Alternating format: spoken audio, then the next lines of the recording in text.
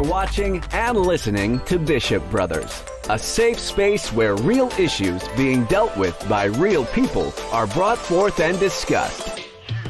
Every week, the fire of love is lit as two 21st century bishops share the first century church message. Join and engage in the conversation, featuring grassroots interviews, book reviews, and God-inspired commentary.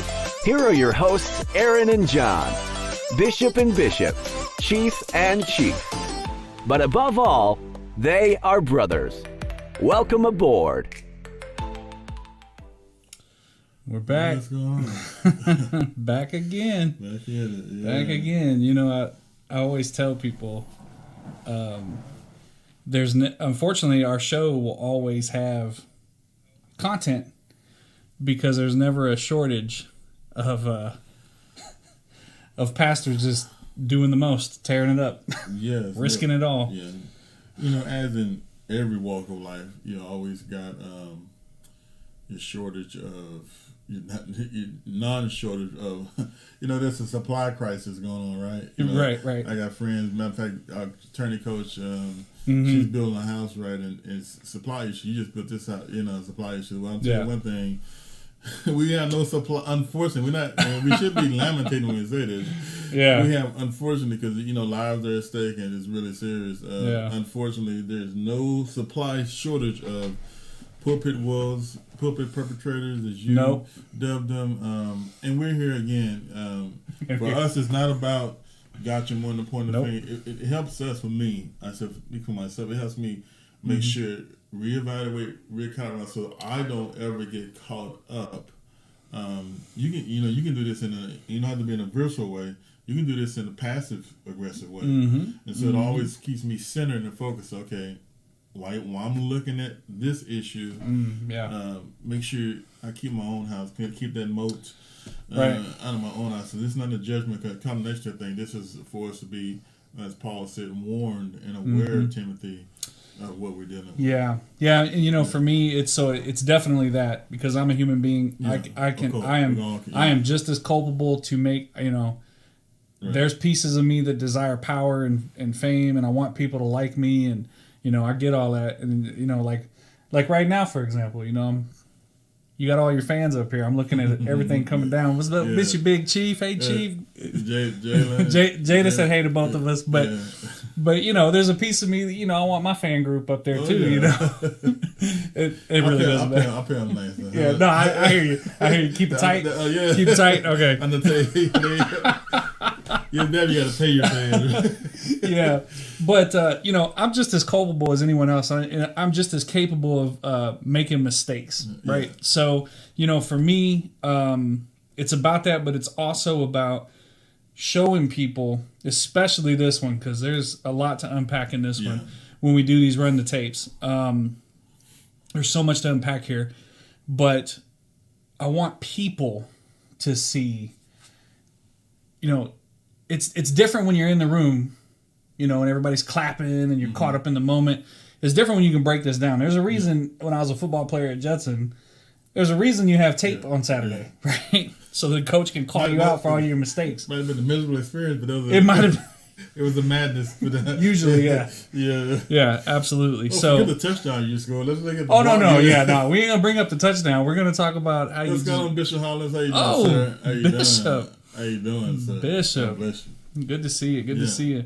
So, this is going to be a good one today. Yeah. I have seen this one once. Yeah. I'm blind. And Bishop's going in blind. So that's good. That's good. So you're gonna get a Bishop Brothers first tonight. You're gonna get a blind react from Bishop Williams.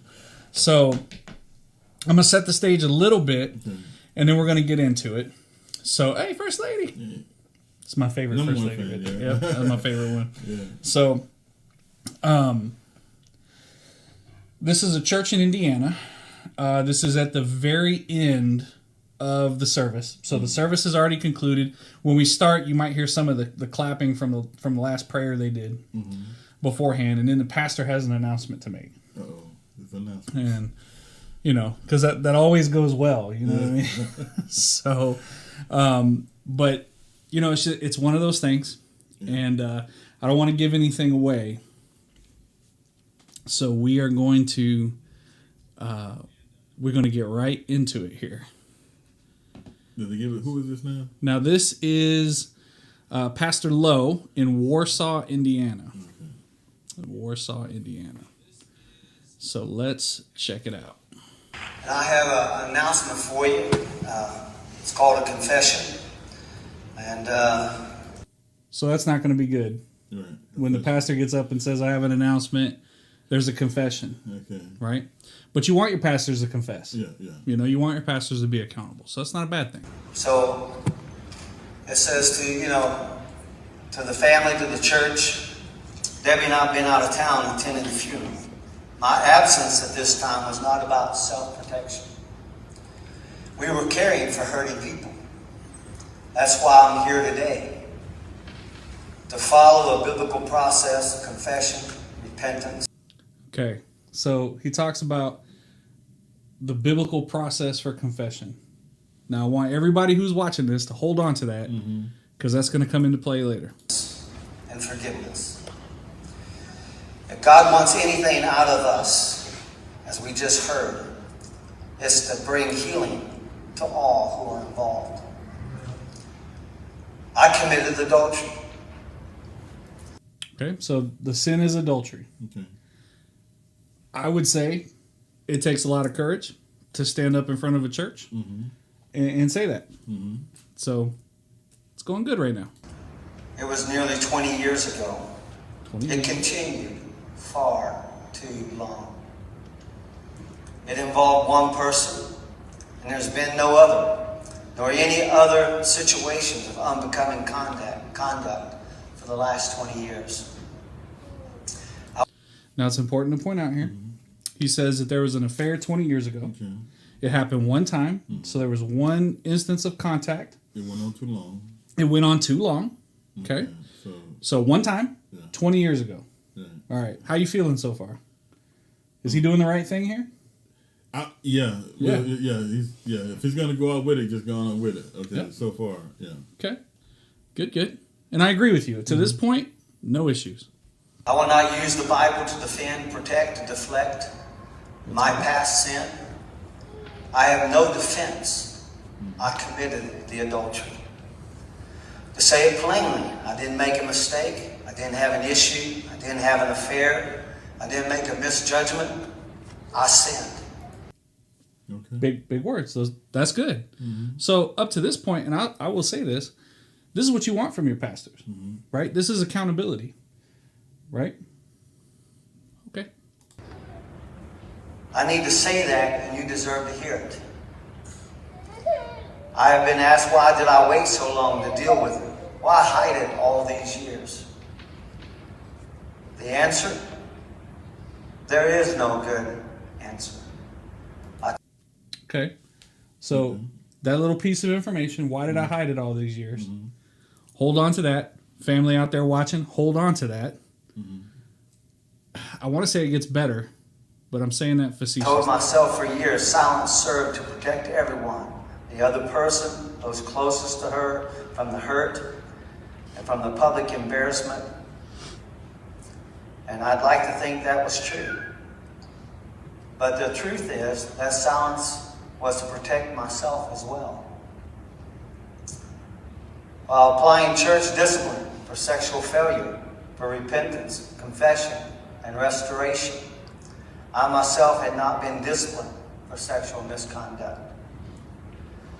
I will not use the Bible to defend myself or to beat you into scriptural submission. Good. 20 years ago, I repented.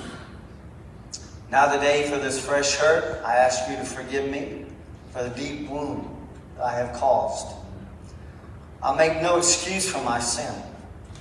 The betrayal of dear friendship, trust, and love is beyond my ability to express.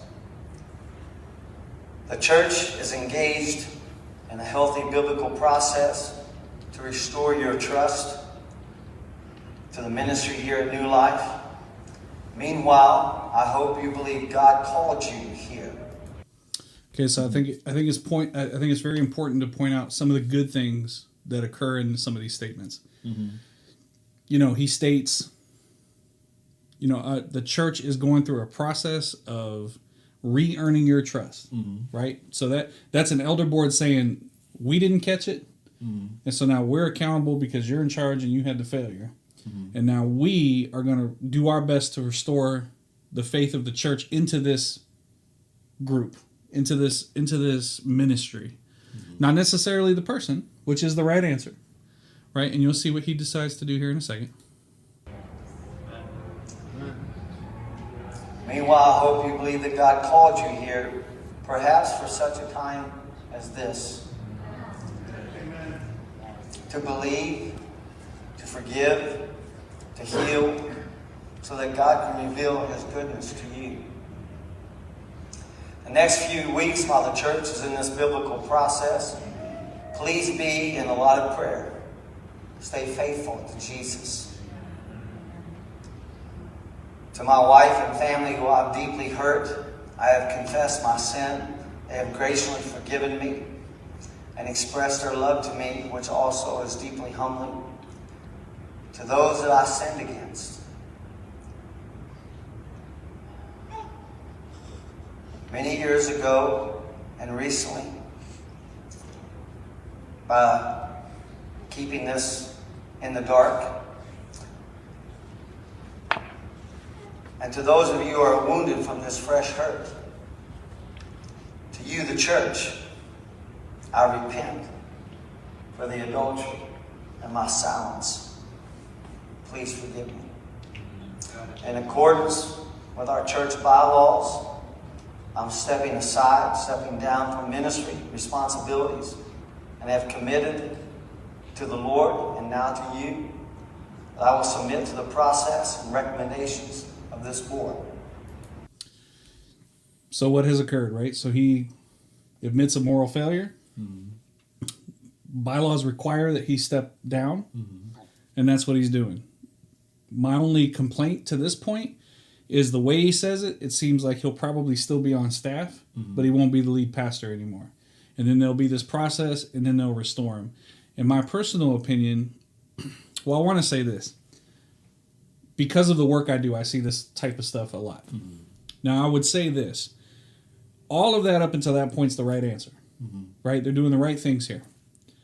I would submit, if your pastor has a moral failure, I'm not saying they can't ever pastor a church again. They can't pastor this church again.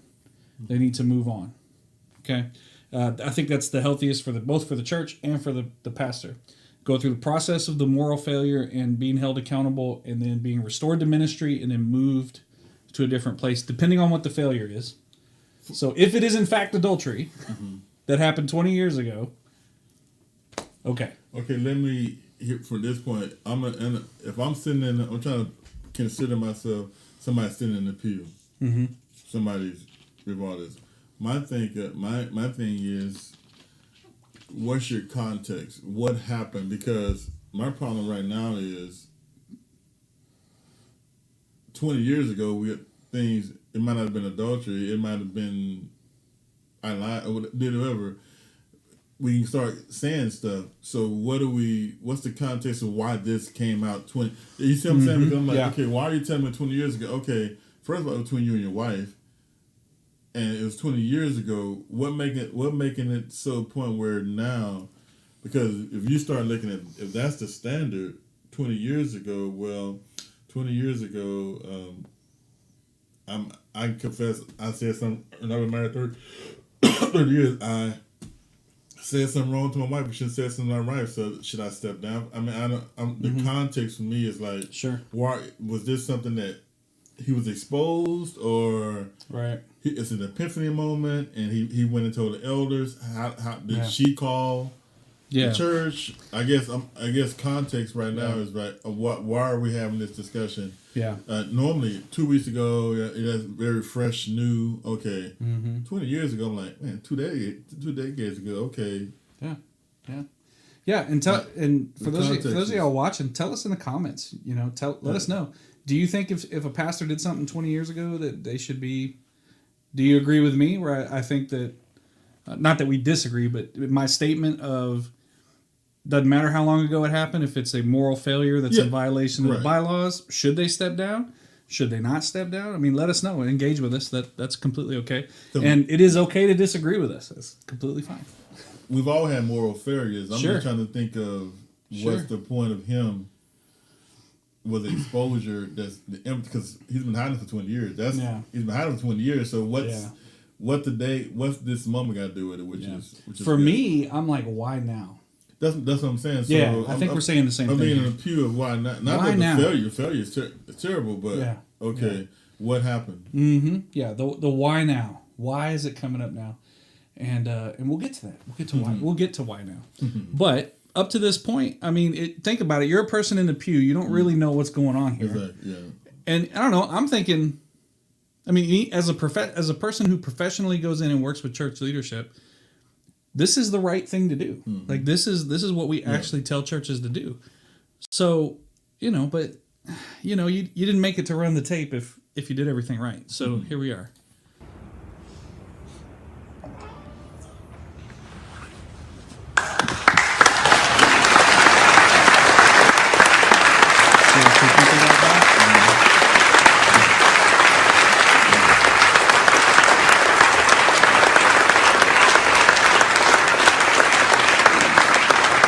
If you love us, please let us talk. Okay, that statement right there, that did not come from the pastor. That came from the gentleman and the lady that just walked by.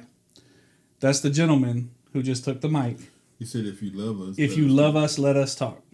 That's what he said to the congregation. And everybody got quiet again, which is good. But here we go. For 27 years, I lived in a prison. It was not 20 years. I lived in a prison of lies and shame. Lying to protect the Lowe family. For years, I thought I was a horrible person having suicidal thoughts, not realizing what had been truly done to me. That I was a victim, and I would still be in a prison if my brother, and many of you know him, Edgar Wolf, had not approached me just 2 weeks ago with what he had seen as a teenager that bothered him all these years. His pastor in bed with his younger sister. Okay. So, a couple of things to point out here. A lot to unpack just in that one statement, but there's more detail. He continually said, this happened 20 years ago. 20 years ago, 20 years ago, 20 years ago. This lady gets up here and says, I've been living with this shame for 27 years, not 20 years. That's very important here in a second. And then the statement of, my brother brought to me a memory that he remembered of his pastor in bed with his teenage sister. Okay, who is this lady? We'll get there. Okay. We'll get there. A t-shirt and underwear on. People knew but were too afraid to come forward, and they have now. The lies and the manipulation have to stop. I was a prisoner and you kept me in your prison. I'm a prisoner no longer. I was just 16 when you took my virginity on your office floor. Do you remember that? I know you do, and I have plenty of other stories that I could bring to your remembrance. You did things to my teenage body that had never and should have never been done. If you can't admit the truth, you have to answer to God. You are not the victim here. I tried to tell someone, but all that was done was cover up. No one ever came to me. No one ever helped me. No one ever got me counseling. I have wanted to talk to somebody all of these years and never. You have somebody that you've talked to. I never. So, this is the person he had the adulterous affair with. The problem with it is, as she states, she's 16 when the affair starts. And we'll get into a news article here in a little bit. So, what happened here? So, as I put the pieces together, here's what I think happened. Right, as I'm watching this. there's a brother and a sister. This brother comes to the sister and says, "Hey, I have this memory from when I was a kid of you and the pastor, like being in bed together." And then the sister confirms it. Yes, it says in the article he thought it was like a bad dream or something like that. She said, no, it really did happen. You saw what you saw. And then a lot of things start to come out, right? So first of all, an affair assumes two willing and legal parties. Okay? That's an affair. Rape is an unwilling or not legal participant. So, there's that going on. And then she says some things that I think we should unpack. I tried to tell people. I tried to talk to the church. And all I got was cover up. Yeah. Well, first of all, why are we clapping after he speaks? And then that's what I was going to get to as my police, criminal justice, law enforcement brain came out. First of all, no. You don't have an affair. A grown man is not having an affair with a 16-year-old. A grown man is raping a 16-year-old. Period. Point blank. End of discussion. At that point, it was not. So now, you lied.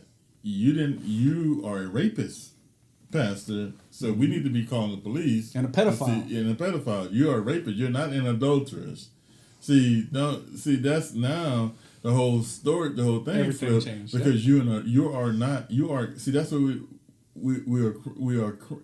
we turn criminality into some moral failure. This was beyond a moral failure. This was a violation of the law, a violation of her sanctity, her virginity, and it was a criminal act. So you should say, Pastor, I committed a criminal act. Yes, it was sin, but beyond that, I committed a criminal act. So your confession is worthless. But he does something though, and I'm sure you've seen this as you've interrogated people in criminal. And as a chief, reading somebody their rights and actually asking them questions. This is a very common tactic amongst criminals, right? You admit to some things so that you can get the story to fit, but you don't admit to everything, right? So what did this pastor do? Well, he deceived, right? So basically he lied. This whole great thing that I was just praising about how this is textbook, right? Falls right on its face when the actual truth comes out. He's no better than a common criminal. Someone who murders someone. I mean, I remember I watch a lot of the Snap shows and stuff like that, and that's what this reminded me of is, they will tell the police, they will tell the interrogating officer, well, did you know her? Well, yeah, I knew her. Well, did you see her last? Yeah, I saw her last, but I didn't kill her. Or, I raped her, but I didn't kill her, right? They'll do this where they'll give half truths to get you to believe them, but they won't bring out the whole truth. And I think that's what has occurred here is he was very careful he said 20 years multiple times. He tried to be so crystal clear that this happened 20 years ago, not 27 years ago. Right. Why? Well, of course. Because that's the difference between an affair and rape. Yeah, right. Right? Right. So, on top of all that's irrelevant because of the power that this person has. So I've had people tell me before, well, Bishop, if she's a willing participant, let's just say she's 18. Let's just suspend reality and say she's 18 and she's a willing participant. It's still not okay. It's still spiritual abuse because you are in a position of power. And you are using that power to get favor, sexual or otherwise. And so guess what? At that point, it may not be a criminal offense, but it's a moral failure, right? But when you add in the fact that he conveniently leaves out 7 years of time, now we know why. Because that's the difference between I'm going to lose my job and I'm going to lose my freedom.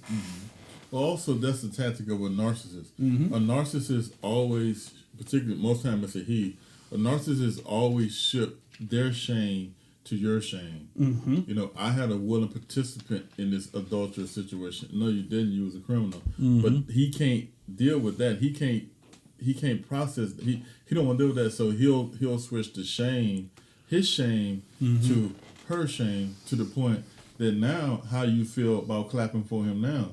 But the problem with her is she's not going to be believed because the narcissist. You got to think of the psychology of the thing. Mm-hmm. That's what I'm saying. Now I understand the context. Yeah, you got to get the context right. Yep. No, here's the problem though. It's a classic courtroom thing, but I still can't unring the bell of feel sorry for me. Mm-hmm. It's his whole little game. His little pity party. So in my mind, I'm still. So now guess what? Follow me. In my mind, no, you just a scorn. You're just a scorn person now because he's already had the first words. Mm-hmm. Mm-hmm. See, that elder board, now I'm looking at them. They did it backwards. She should have went first, and then but their mindset, they clap for this guy. Oh, he's repentant. Look at him repenting. Oh, but now their mindset, you can't unring a bell. Mm-hmm. So now they're like, okay, I guarantee you, most of the people thinking that, oh, you just the scorn. Yep. And now you're trying to bring that and see. Now you're trying to. Now this is what narcissists do. They're not trying to bring me down. Now she's trying to bring down the church. The church down. Yeah. And see, this is what you're dealing with. This is what you're dealing with because these narcissists know how to play this game. It's all psychology and the mindset. Yep. And so psychologically, and I know this from studies and from dealing, being a therapist, is the law of primacy, right? Mm-hmm. The first thing you learn is the thing that sticks in your mind. Exactly. Right? Yeah. So that's true with anything, right? Exactly. And in this case, these people, the primacy is, I had an adulterous affair, I made a mistake, I'm sorry, right? The next thing they hear is, this wasn't adultery, this was pedophilia and rape. Mm-hmm. But their minds are already in the narrative's already been set. The narrative's already set, right? Yeah. And so, well played on the pastor. I mean, it's atrocious, but that's intentional. He did that. He did that the Not way. Not just him. The elder boards too. And here's the other thing. Here's the thing. Yeah. Here's the thing that just enrages me. And they knew. Yeah. Listen to what she said. So he says what he says. Everybody's clapping, right? And then she goes on to say, I tried to seek help in this church. What does that mean to me? What does that mean to you? Mm-hmm. To me, that means I tried to talk to people about this in this church. Mm-hmm. I went to the elder board. Right. I told people about it, and they covered it up. So what I'm hearing is these same people who've been covering this man's anointing for 27 years just clap for him, knowing he lied. Mm-hmm. Knowing he lied. Yeah. And I probably wouldn't have noticed that if a couple of times that we've done this, you brought up, notice the crowd. Yeah. Notice how the crowd is reacting to these things. Yeah. So we'll let this victim continue. Never have. The church deserves to know the truth. This church has been built on lies, but no more. The lies need to stop. I could give story after story after story to what you did to me. Michael, your dad is not the victim here. A partial truth is not true. She was telling the truth. Don't you dare call her a liar. See how it's getting awkward now? Oh yeah. Oh yeah. Now from it's the shock is over, and now it's what churches do. It's what carnal, worldly churches do. We got to keep the cover up. Of course, it's what organizations do. Yeah. It's what people do. And all walks, it's this narcissist up here, and so now we got to protect the organization, the victim, because he just passed his shame. But think about it now. If you come against him now, well, I just asked you to pray for me. Mm-hmm. I just spilled my heart and soul to you. You clapped. You was in awe. You sitting there, and now this victim want to keep it going, want to move past it, and so now what we're gonna do? Yep. I mean, how many times? I hear this all the time, but anytime, and it doesn't have to just be moral failures. It can be financial failure, anything going on in a church. When I ask, well, why didn't you say anything? Why didn't you want to do irreparable damage to the church? Mm-hmm. Right? Pastors come and go, but this church is forever. No, friend. These buildings come and go. The ecclesia of Christ is forever. Not your building, not your denomination. And that's where we've got it all twisted up, and it becomes a control tactic and a power struggle. So, yeah, now it's going to get dicey. If I would have gotten counseling, your dad would be in prison. She's not wrong. It might not be the way, but every time you covered up for Russ Spangle, my best friend was my age when your associate pastor was molesting his 2 daughters. Uh-oh. Ruh-roh, Raggy. Right? But you can, even though we're not there, and this happened a year ago, you can feel the tension in this video now. Right? These people are, I think it's a mix of, I don't believe it, right? Like now you're just angry because your affair got called out, right? So there's probably a little bit of that, which as we've already discussed is wrong, because even if it's not a criminal issue, it's still a moral failure and a spiritual abuse issue, because you are the pastor of this person.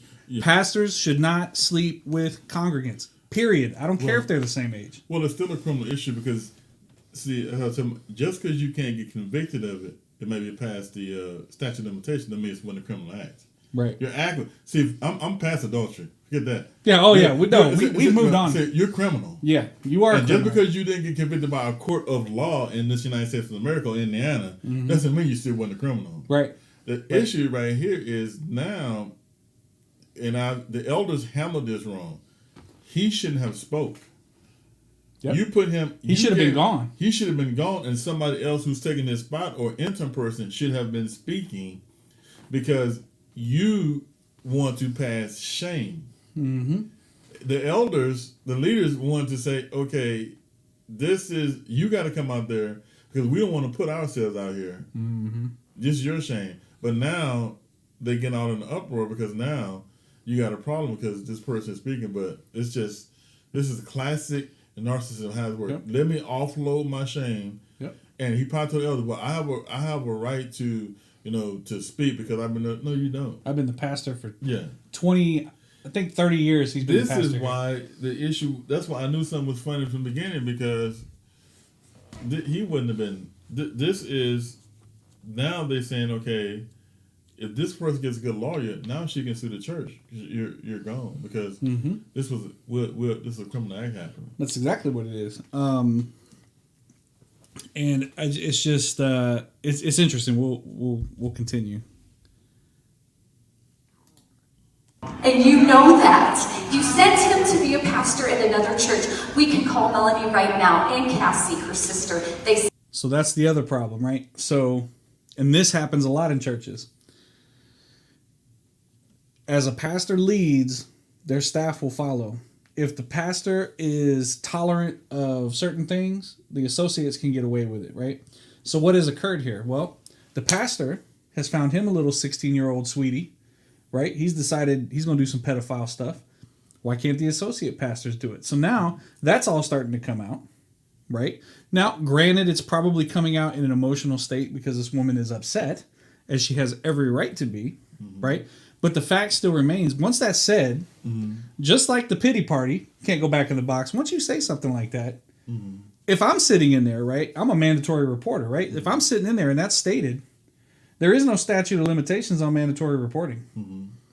I'm telling, right? So, but did you hear what, you knew he had the problem, you knew what he was doing, and you sent him to pastor another church. Now this infection has spread. Yeah. And why would he be lying?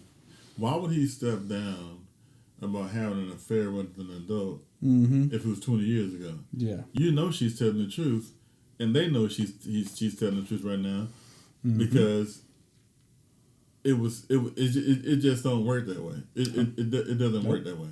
Sure don't. Sat down with you. You sent Melanie away. Don't look at me like that. You know the truth. Notice how they sent the women away, not the pastor. I know, but you can tell the truth because this is a lie. I'm letting you tell it. But you need to tell the truth. He just said, "I'm letting you tell the truth." What? This was your big moment. This was your big. I'm sorry. So what are you saying? Are you saying that she's telling the truth? That's what I'm hearing. That's what I'm hearing. Yeah. Ridiculous. But, it's different when someone... So I also want to say this. It takes an untold amount of bravery to do what this woman is doing right now. Because you don't know how that crowd's going to respond. Mm-hmm. We still don't know yet. Mm-hmm. That crowd is quiet. Mm-hmm. Could be disbelief, could be anger, could be rage toward this woman. We don't know. Mm-hmm. But she went up there anyway and said, no. We're setting the record straight right now. Mm-hmm. Right? So, okay. Listen, my wife is not just adultery. It's another level when it's a teenager. And I will not let this man talk about my wife like that. It happened for 9 years when she was 15, 16.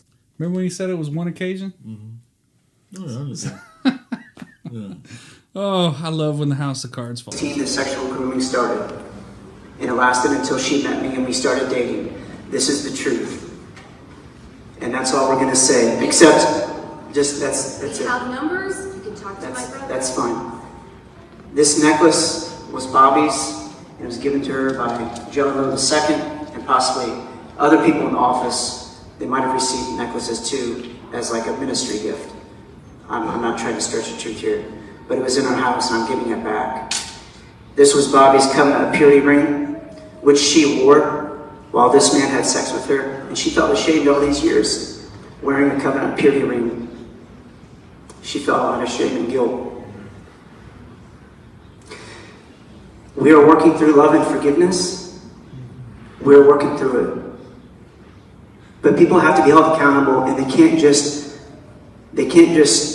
bamboozle people and just say, well, I just committed adultery. I think what he said is really important there. Because a lot of times you get this, you got to forgive. You're a Christian. You must forgive. Let me tell you something. Somebody rapes me, I'm probably not forgiving you. If I'm just being honest right now, I'm probably not letting that go. I really appreciated what he said, because what he said was we are working through love and forgiveness. We haven't forgiven anybody, right? We're working through love and forgiveness, but that is no reason to not tell the truth. That is no reason for this to not come out. And I think that's important, because there's a lot of churches and pastors out there that think they'll abuse someone in a lot of different ways, not just sexually, but they'll abuse and then they'll say, you must forgive me, right? And then we're good, because the Bible says, once you forgive me, we're good, which the Bible does not say that at all. But that's where they go with it. And so that's really important that was said. Yeah. Well, I'm looking inside at the elder, because the only reason why this man said had this confession, you want to call it that, is because they have overwhelming evidence on him. Believe me, if this has to be true, what she's saying, because they would not have allowed this to happen unless they had overwhelming evidence. The problem is what they're trying to do is they're not trying to deal with the issue, right, adultery or the crime. They're trying to say, how can we best do damage control and move past this, not want to take care. See, that's the problem with in our lives and churches. We don't want to develop and grow and mature. We just want to say is, how can we not cause people to walk out those doors, because we need money, we need finances, so it ain't about reconciliation, redemption. And now this one is going astray. But this happens all the time when we're dealing with something like this. We don't want to do it the right way. We want to try to make sure, because this is a pastor, so obviously he's going to be noticed if he steps down. Instead of an elder coming out there and telling the full truth, and just you allow this man to ask for something that he don't need right now, because number one, you're not even, and they're not even dealing with the truth. If this one, here's what I know: if that woman and it was lying, they would have ripped that mic from her hand and she'd been off the stage. Yep. Oh, that would have been quick. This is what you got to understand. Yep. So they know they can't, because she got a position now. She got some agency now. Yeah. But she's having 16. Now she got some agency and some power. They would have ripped that, my friend. So something, you if you look at the situation, it's got to be dealing with something that is true, because they would have said, no, we've looked into this. It's the allegation we have not. They're not saying anything like that. They're actually if you look at their body language, they're doing everything they can to stay away from this situation. So that's tell you what she's saying is true. So therefore, but they're still trying to have their cake and eat it too, by allowing him. So he's still this narcissist. This is a power. This narcissist, this rapist, still got power over his people that he shouldn't have. Wow. He should be totally eliminated. Mm-hmm. Absolutely. Something happens at the end. Yep. Yeah. It was far beyond adultery. So here's the covenant purity ring back. I don't want it in my home. We're done.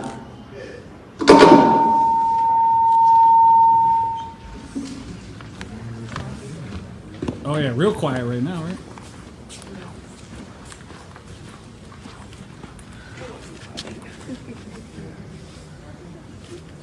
If you did it, you need to admit it.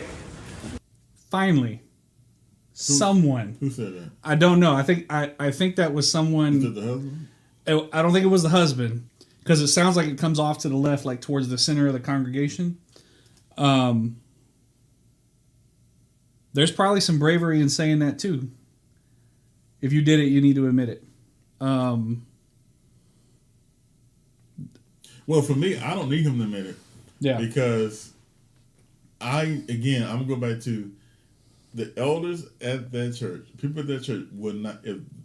Obviously, they looked into this. Come on, they've right. done something. They've looked into it. Mm-hmm. I mean, and we'll talk about how this actually came about here in a second. Yeah, but so you gonna allow that to happen when there's no evidence based on this? What you're saying occurred? Yeah. No. Now, I think it is fair to say not everyone in the congregation knew what was going on. To some people in this congregation, probably. I mean, usually with stuff like this, you have your core group that, the people that really know what's going on, and then there's everyone else who just kind of, mills about, and they're not really involved, because you can't involve that many people in your power structure, especially if you're going to keep secrets like that, right? Because they may hide adultery, they may not hide rape and pedophilia, right? So you want to keep that group tight, right? So here, what I'm hearing in that guy's voice is there's some disbelief. Right, there's some shock. Like, hey, if you did this, you need to admit it. I think what that's saying to me is you're lying. Like you just lied to us, and it's not. I don't even think he's just talking to that pastor. Mm-hmm. I think he's talking to that elder board. Like, what are y'all doing? Same thing you're talking about. In the mindset of a narcissist, they don't work that way. That's right. They don't. That's right. They don't admit things, and that's the problem. Mm-hmm. Yep. That's right. 100% back.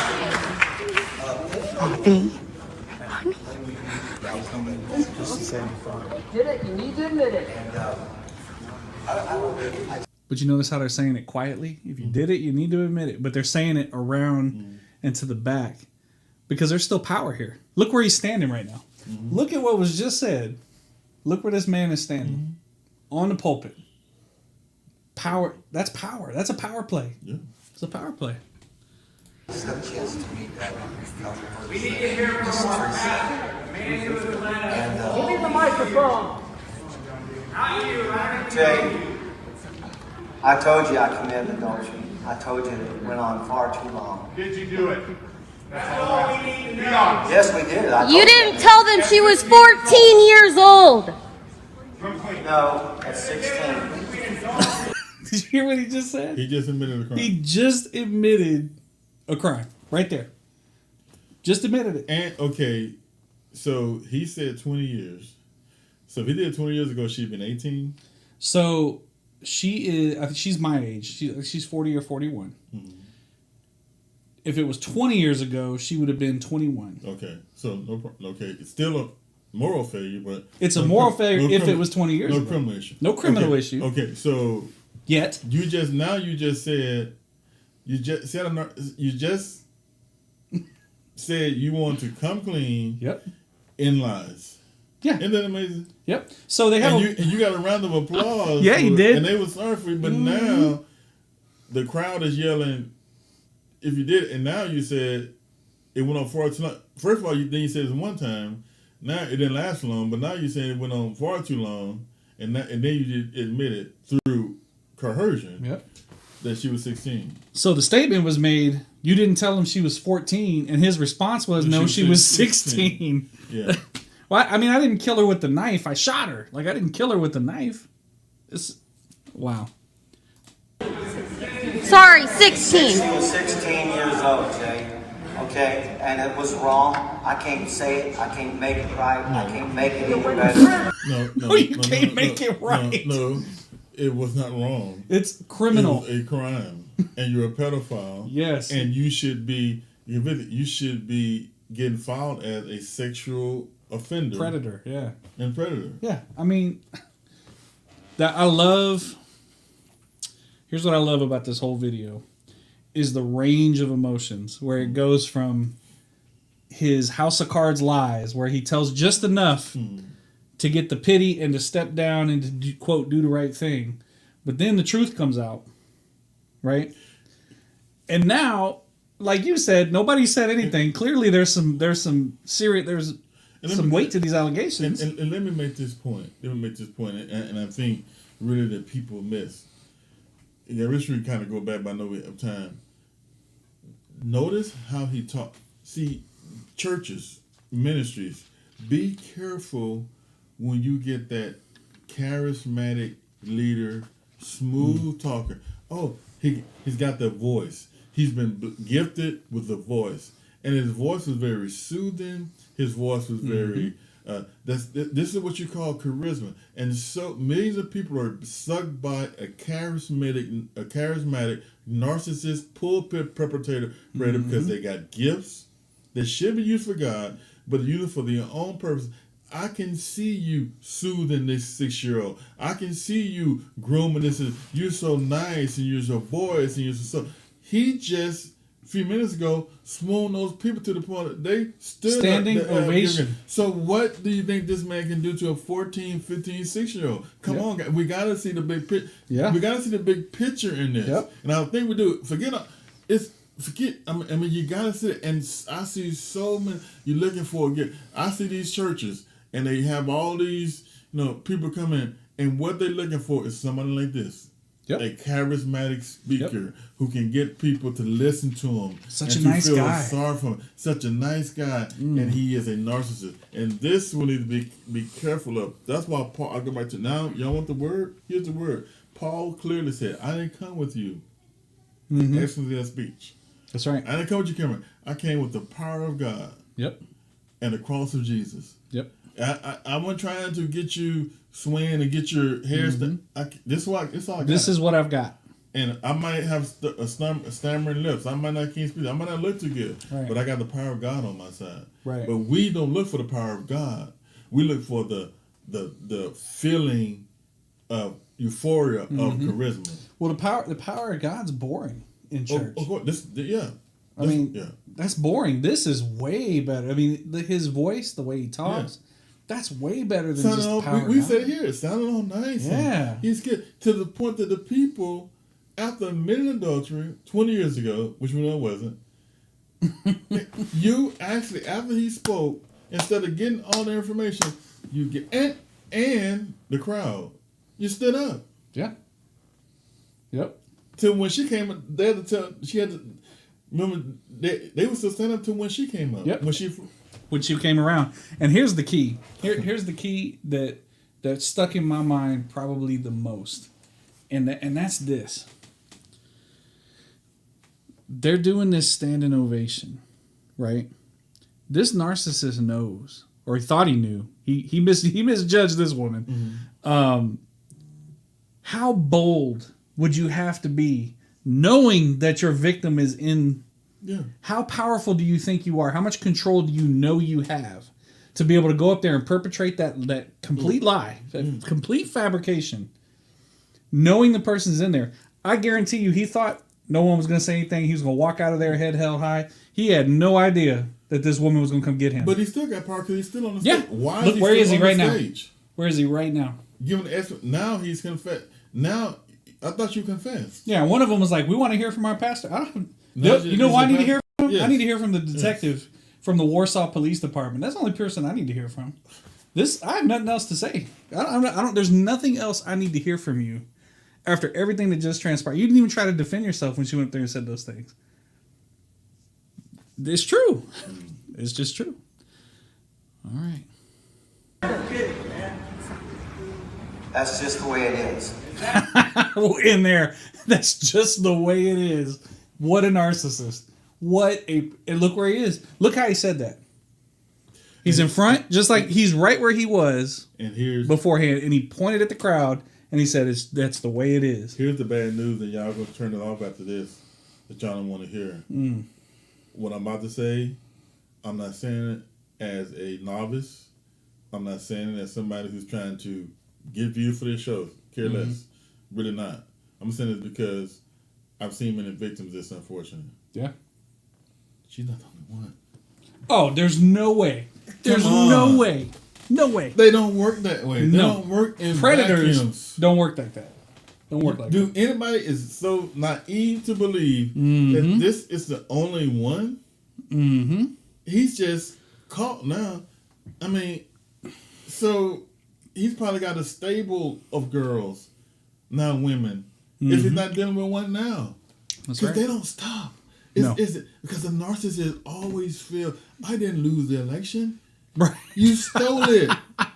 He'll never, That's right. in his life, he'll never, ever, ever admit it. That's right. Because he don't lose. Yeah. I got to shift I didn't lose. I didn't get beat.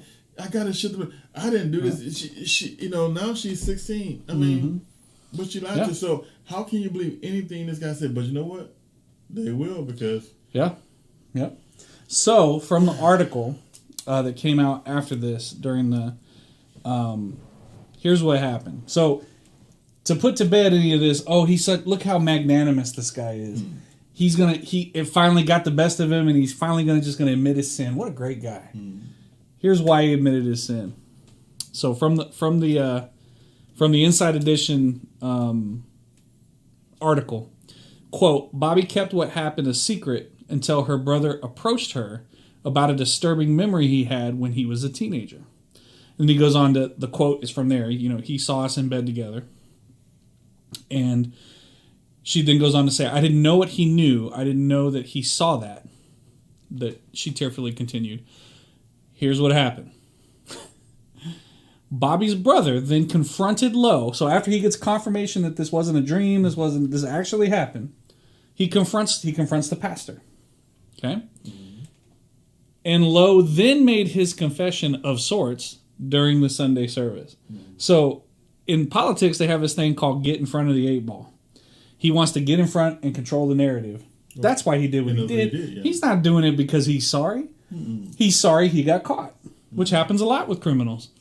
After admitting that he had sinned, Lowe received standing ovation before Bobby and her husband approached the stage, right?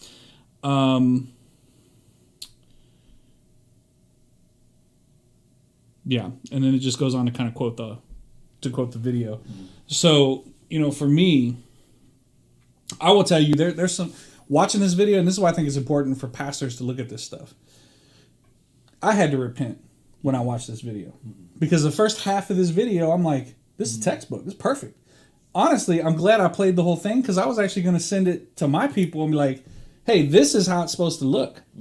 When I fell for this. I fell for this person. Sucked it in, hook, line, and sinker.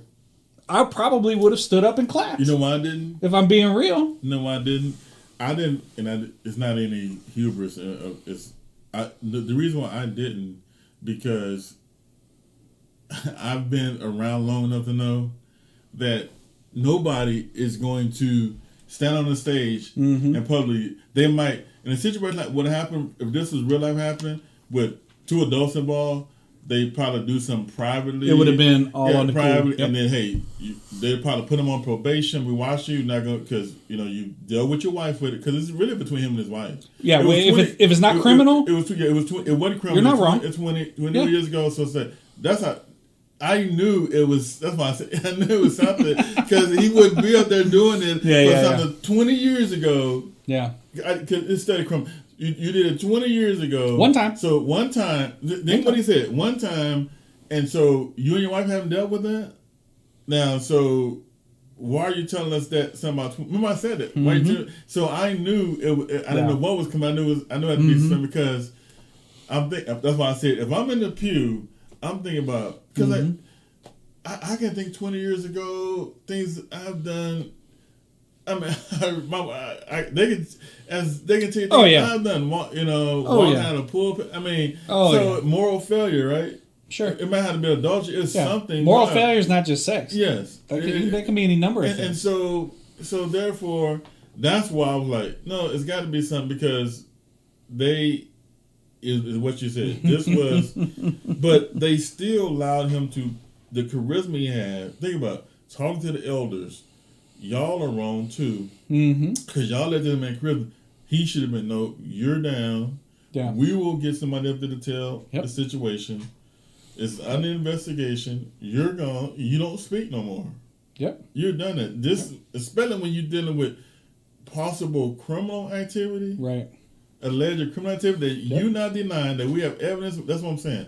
That was it. To me, he is the culprit. He did it. But the way they handled it was the elders' fault. You don't speak anymore, because we're not going to have you do what you did. What get they did, sympathy from the crowd, and how they did it. Yes, how they did it was predicated on his ability to control his victim. Yeah, they all believe. So I assume they're men and women. If they're grown men and women, now it's surely you can do this to a 14. Come on, you did what you did. You manipulated with your narcissism grown men and women. It's just like no different than the other person. You got grown people out here saying someone stole them. Yep, that's right. When you know that man lying. Yep. So if you can do that with grown-ups, surely you can do it with an undeveloped brain. Oh yeah, easy. Come on. So that's why I knew I knew it was something, because nobody, people don't just do that with moral failures, like, I just step down. No. But part of this is kind of, I think it's important to be vulnerable, right? And to let people know, like, I probably would have felt for that, if I'm being honest. And then after hearing the whole thing, I hope the congregation feels this way. Here's why I felt guilty. Because of the law of primacy. Because I already felt a certain way about the pastor. And then when this woman first went up there and said what she said at the very beginning, I did exactly what you said. That's just a woman scorn. She's just upset. They need to take the mic from her. That was my attitude. I'm going to own that. I had to repent of that. I still got a problem with the crowd. Because the crowd says, if you did it, okay, crowd, think about it. Yeah. You stand on stage with a woman who's committing you of not just having an affair. She's a woman now. You think about it. You would be defending yourself to the up. Somebody walks in here and just saying, John, I'll use myself. And you was raped 20, me. Yeah, and you was a man. I'm going to sit here and say, well, no. I'll let you tell the truth. So, crowd, y'all still not listening. Yeah. Yeah. If you did it, you didn't tell us. No, he told you. Because the elders will not allow him to come up there. They want to be able to say, hey, we gave her, he taught, and they gave her space. So he did it. He wouldn't just sit. That's not human nature. Come on, guys. You still caught up in the charisma. Because this is so good tonight. Because we don't want to believe. Not me. See, look at not him. Yeah. Here's this. We don't want to believe our pastor. Yeah, not the man of God. See, okay, you made him a god.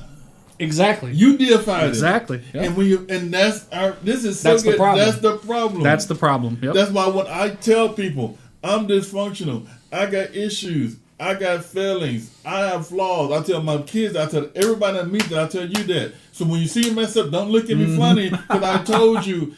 I'm not trying to do anything. My point is, I have flaws. I might have anxiety. I might get depressed sometimes. Yep. We deify folks. If you did it, because you know what I heard? We don't want to believe. Please tell me you didn't do it. Please tell me what she said not true. Please tell me it's wrong. And now what you're doing is you putting more shame to the victim. Because who's going to expose them? What woman want to get up there and say? Right.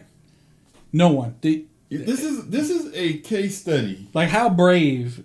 That's very brave, because you don't know how to. But it's still hurtful. It's horrific. Y'all still saying. Yep. No, let's go crowd. Forget him. Yep. Y'all still saying. We're not talking if about you him. did it, confess. Right. Because you said confession, but now we got this event going on. So we really want to believe you. So is she lying? So know what they're saying? Tell her she's lying. So now she's thinking. Yep. I did all that, and y'all still giving this we missing it. Yep. We missing it. Y'all still giving him the benefit of the doubt. And if you think this is the only victim, this is the only pastor, this is the only church, come on, you are sorely mistaken. This is so much, but this is the crowd's response is classic, deifying, making a pastor. This is what I say. People look at me funny. This is evident truth of what I've been saying. This person is not a pastor. He's built the kingdom. Mm-hmm. And what he don't want to do now is have his king. He said House of Cards. He don't want his king. He wants to stay on his throne. He don't want his kingdom to start falling down. Right. That's right.